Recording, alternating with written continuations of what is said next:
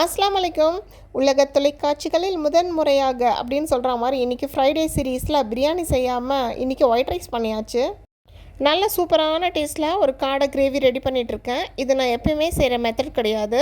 இந்த டைம் பேச்சுலர்ஸ்க்கு ஈஸியாக அவங்க சமைக்கிற மாதிரியான ஒரு மெத்தடில் நான் ரெடி பண்ணிகிட்டு இருந்தேன். நாளைக்கு இந்த வீடியோ கண்டிப்பாக போஸ்ட் பண்ணுறேன். பேச்சுலர்ஸ் கண்டிப்பாக பாருங்கள், உங்களுக்கு ஹெல்ப்ஃபுல்லாக இருக்கும். சூப்பராக சாப்பிட்டு முடிச்சுட்டு கொஞ்சம் நேரம் ரெஸ்ட் எடுத்துகிட்டு ஈவினிங்காக அப்படி வெளியில் போகலாம் அப்படின்னு சொல்லிட்டு கிளம்பியாச்சு. ஃபஸ்ட்டு பீச்சுக்கு தான் போகலான்னு யோசித்தோம். அடிக்கிற வெயிலில் அங்கே போய் சுடு தண்ணியில் போய் உட்காரத்துக்கு எதுக்கு பீச்சுக்கு போவானே அப்படின்னு சொல்லிட்டு பக்கத்துலேயே இருந்த சீஃப் மால் கிளம்பியாச்சு.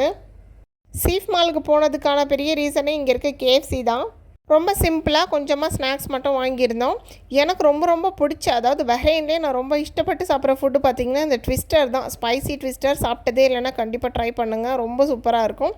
இங்கே கேட்ட ஐஸ்கிரீம்ஸுமே வாங்கி கொடுத்துட்டு சூப்பராக வெளியில் உட்காந்து கொஞ்சம் நேரம் சில் பண்ணி சாப்பிட்டுட்டு வீட்டுக்கு கிளம்பியாச்சு.